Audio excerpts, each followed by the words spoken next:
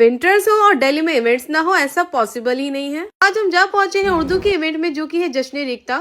इस इवेंट में मैंने beautiful outfit by Maria B cambric lawn wear किया था and this was my first ever experience there. जैसे कि हम सब जानते हैं, उर्दू एक पुरानी और मीठी जुबान है जो गैरों को भी अपना बना लेती है। यहाँ जाके हमें पता लगा कि आधे से ज्यादा दिल्ली की पब्लिक तो इस इवेंट को ही एंजॉय कर रही है।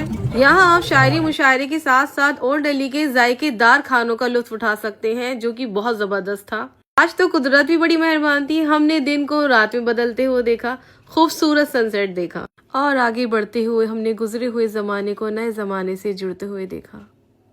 और इसी बात पर शेर अर्ज है, कमजफ की नियत क्या पिघला हुआ लोहा है, भर भर कर छलकते हैं अक्सर यही पैमाने।